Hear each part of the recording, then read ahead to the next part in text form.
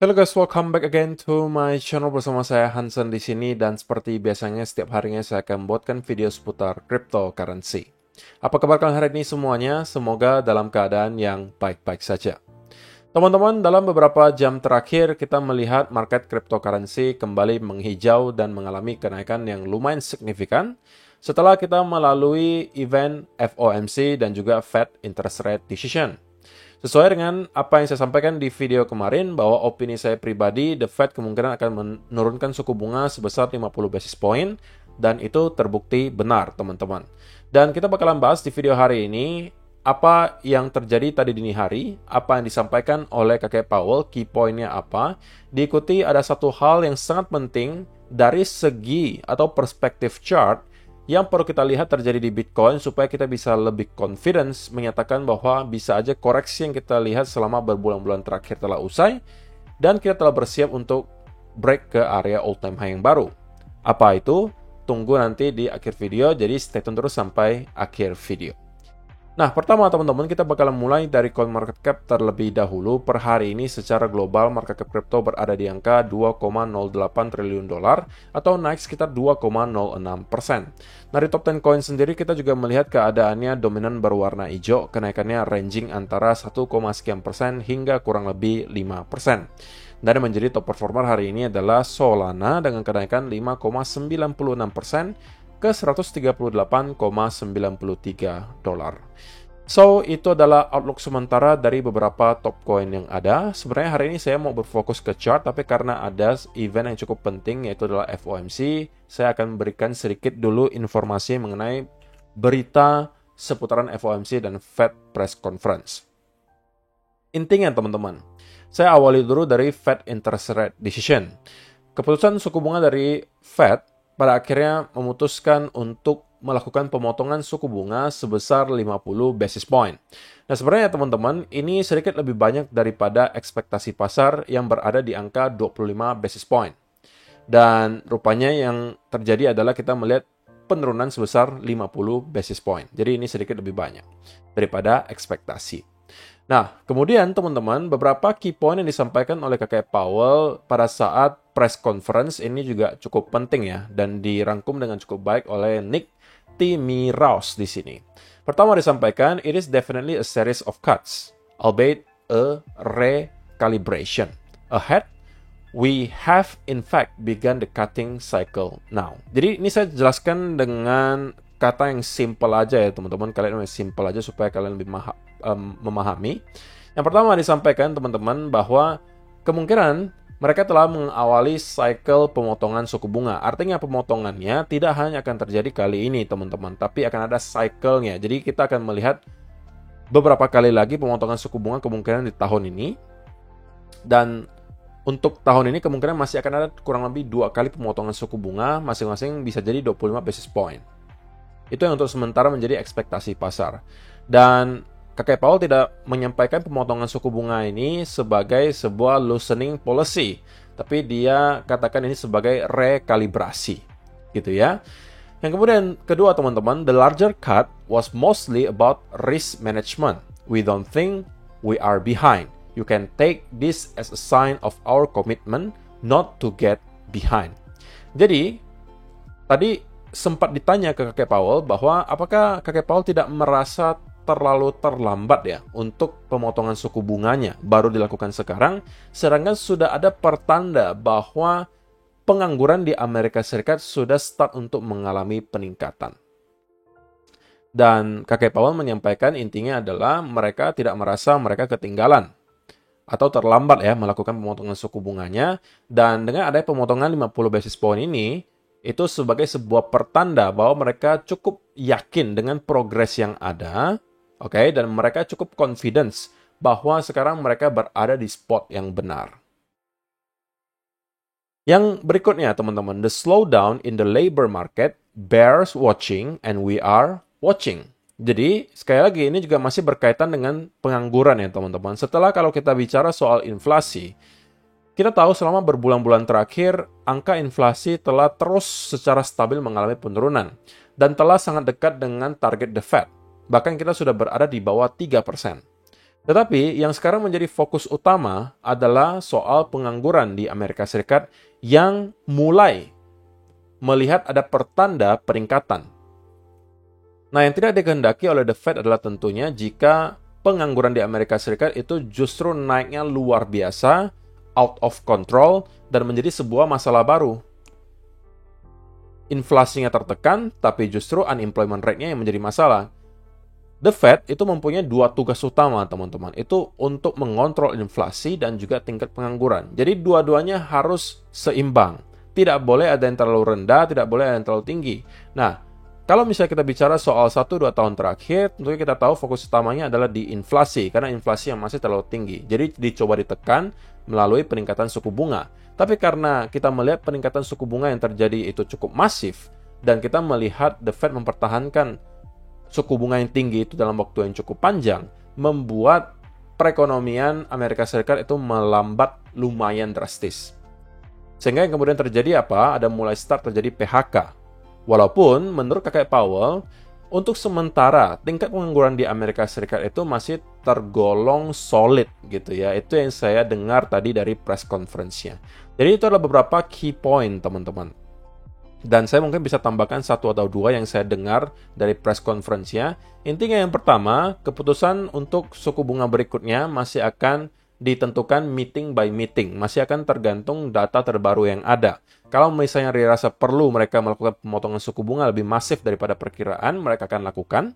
Tapi sebaliknya, kalau ternyata dampak dari pemotongan suku bunga yang mereka lakukan hari ini rupanya membuat inflasi kembali meningkat, maka mereka mungkin bisa mempunyai opsi untuk stop terlebih dahulu. Jadi semua opsi masih terbuka, oke, tergantung nanti datanya seperti apa.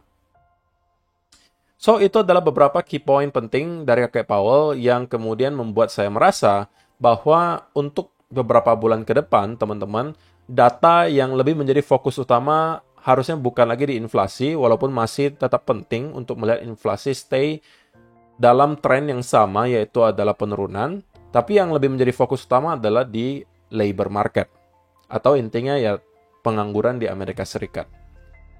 Kita mau melihat tidak ada peningkatan yang signifikan di sana, karena jika sampai ada, yaitu tentunya berbahaya untuk perekonomian Amerika. Ya nanti akan pengaruhnya lagi ke stock market Amerika Serikat, karena jika ada rumor atau ada indikasi bahwa Amerika akan kemudian masuk ke resesi, itu kemudian akan membuat investor tentunya ketar-ketir ya untuk terus melakukan investasi dan bisa aja melakukan aksi taking profit, dan itu bisa membuat drop di pasar saham Amerika Serikat. Yang kita tahu juga tentunya ketika pasar saham Amerika Serikat itu bearish, ya harusnya Bitcoin juga akan sedikit banyak melakukan hal yang sama. Jadi tidak kita harapkan hal tersebut terjadi, gitu ya. So, sekarang kita masuk ke chart, teman-teman. Nah, kita akan mulai dari time frame weekly, teman-teman. Saya sampaikan di video kemarin bahwa saya melihat Bitcoin perlu, gitu ya, untuk dapat break di atas 65.000 untuk kita dapat lebih confidence mendapatkan indikasi bahwa kita sepertinya bisa aja telah menyelesaikan koreksi yang telah kita lihat selama 6 bulan terakhir, teman-teman. Kalau kita lihat secara struktur, ketika kita menemukan top di sini, kita selalu constantly membentuk apa? Lower high, lower low, lower high, lower low, lower high, lower low, lower high. Dan kita tidak berhasil lagi untuk membentuk lower low baru, melainkan kita berpotensi pada akhirnya membentuk yang namanya struktur higher high. Dan itu akan terjadi jika kita berhasil untuk breakout di atas area $65.000. Jika hal tersebut sampai terjadi, teman-teman, maka ada chance yang cukup besar bahwa kita telah menyelesaikan koreksi yang kita lihat dari bulan Maret tahun 2024 ini hingga sekarang. Oke, tentunya hadangannya masih tetap ada, kalaupun kita sudah break di 65.000, gitu ya, kita masih perlu untuk clear di atas area trendline di sini, tapi setidak-tidaknya kita mendapatkan adanya indikasi bahwa sekarang bulls bisa lebih mendominasi. Artinya bears kemarin mencoba untuk membuat lower low baru, kemudian gagal dan kita justru membentuk potensial higher low dan kemudian higher high. Baiknya lagi tentunya kalau kita berhasil untuk breakout dari trendline ini. Itu akan menjadi menurut saya konfirmasi bahwa kita telah menyelesaikan koreksi selama berbulan-bulan terakhir ini dan bersiap untuk ke all-time high yang baru.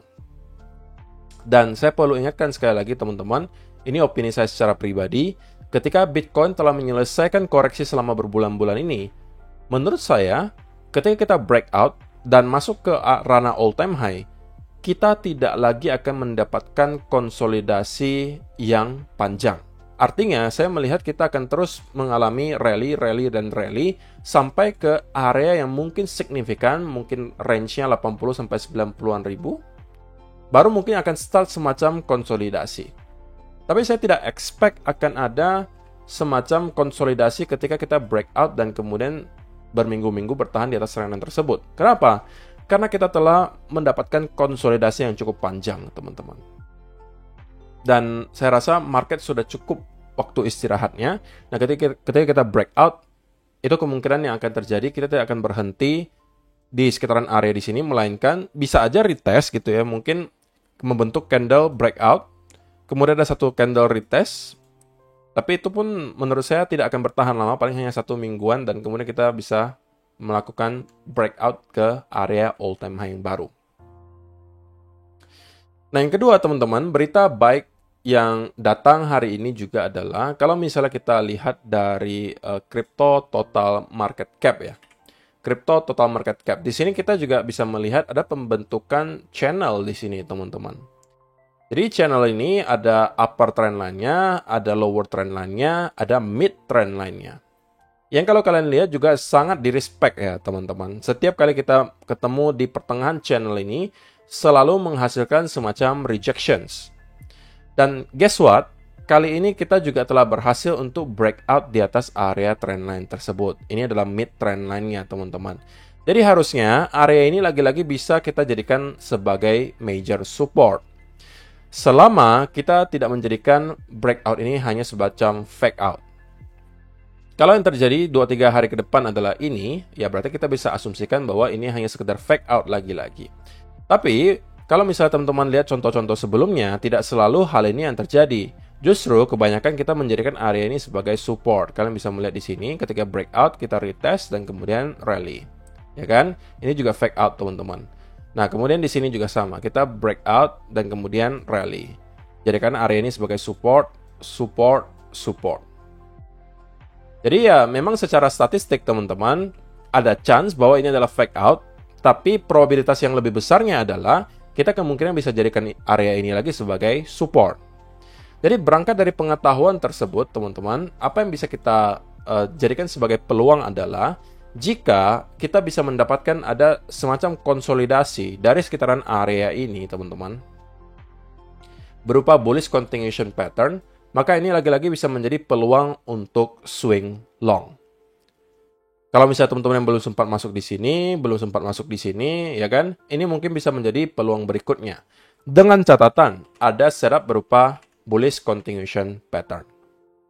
Sebelum ada setup tersebut, please jangan teman-teman FOMO dan kemudian menekan tombol buy tanpa ada setup. Karena itu bisa jadi berbahaya, teman-teman. Oke? Karena kalau kalian lakukan hal tersebut, kalian langsung buy gitu. Lalu ketika ditanya, keluarnya di mana? Ya, nggak tahu sih kok. Yang penting masuk dulu aja, kan katanya bakalan bullish. Nah, itu yang bahaya gitu. Jangan sampai itu kalian lakukan, karena berarti kalian tidak tahu stop loss-nya nanti di sebelah mana. Bagaimana ceritanya kalau rupanya yang kita lihat di sini adalah sebuah fake out? Apa yang akan kalian lakukan? Kalau kalian tidak mengerti stop loss-nya di sebelah mana. Maka kemungkinan besar kalian akan melakukan averaging down. Buy lagi gitu kan. Karena nggak tega untuk cut loss. Nah, ini yang lagi-lagi akan menjebak kalian untuk masuk ke jurang margin call. Jadi sebullish apapun kalian, jangan masuk tanpa ada setup. Seberes apapun kalian, jangan juga short tanpa ada setup. Itu udah sering banget saya ingatkan. Mudah-mudahan bisa teman-teman mengerti maksud saya. Nah, tapi intinya adalah teman-teman, hari ini kita mendapatkan beberapa berita baik. Oke, di crypto total market cap tadi kita melihat ada breakout di area mid trend line, untuk channel konsolidasi di crypto total market cap. Yang kedua, kita juga telah melihat Bitcoin di daily candle berhasil untuk break di atas 61.000, itu berita baik kedua. Berita baik ketiga akan datang jika weekly candle kali ini juga close di atas 61.000, teman-teman. Jika itu yang terlihat, maka ada chance yang cukup besar bahwa kita akan meneruskan kenaikan sampai ke 66 sampai 67.000 dolar. Oke. Dengan catatan, kita akan mendapatkan konsolidasi terlebih dahulu di sekitaran area ini. Mendapatkan semacam bullish continuation pattern, dan itu bisa menjadi setup untuk long. Lalu, kita kan dari tadi udah bahas senario bullishnya ya, teman-teman. Invalidasinya apa? Oke. Setiap senario tentunya datang dengan yang namanya invalidasi. Nah, invalidasinya sesimpel jika kita bisa melihat Bitcoin untuk kembali breakdown di bawah area 60.000 dan start mendapatkan bearish continuation pattern. Oke, sama seperti yang teman-teman lihat di sini. Kalau itu yang juga kita lihat di sini, maka itu berarti pertanda dari Bitcoin bahwa kita akan kembali mengalami sell-off. Oke. Jadi kalau misalnya ini yang terlihat, teman-teman, price action yang mirip dengan apa yang kita lihat di sini, sell-off, bearish continuation pattern, ini menginvalidasi senario bullish saya, dan justru itu bisa menjadi peluang untuk short. Tapi sebelum senario ini terjadi, maka saya lebih akan berfokus untuk mencari peluang untuk long. Kalaupun tidak dapat di Bitcoin, mungkin saya akan coba di altcoin. Dan selama saya menerapkan setup dengan risk to reward ratio yang baik, saya rasa tidak akan ada masalah. So, kesimpulannya apa, teman-teman? Kesimpulannya, untuk sekarang buy saya berada dalam keadaan bullish, baik short term maupun mid term maupun long term. Kenapa? Karena beberapa alasan yang sudah saya paparkan tadi. Oke. Tetapi itu bukan berarti kalau misalnya saya belum punya posisi, saya harus langsung tekan buy di sini. Saya perlu menunggu setup berupa bullish continuation pattern. Barulah dari sana saya bisa kembali masuk ke setup untuk long. Targetnya di mana? Targetnya adalah di sekitaran area 66 sampai 67.000 dolar. Nah, jika yang terjadi adalah justru kita mendapatkan sell off dan break di bawah 60.000, menginvalidasi senario bullish saya diikuti ada bearish continuation pattern, maka ini bisa dijadikan justru peluang untuk short. Jadi itu adalah sementara kesimpulannya untuk video hari ini, teman-teman. Semoga bisa bermanfaat untuk kalian semua. Intinya probabilitas yang saya pegang sekarang lebih tinggi adalah ke arah bullish biasnya.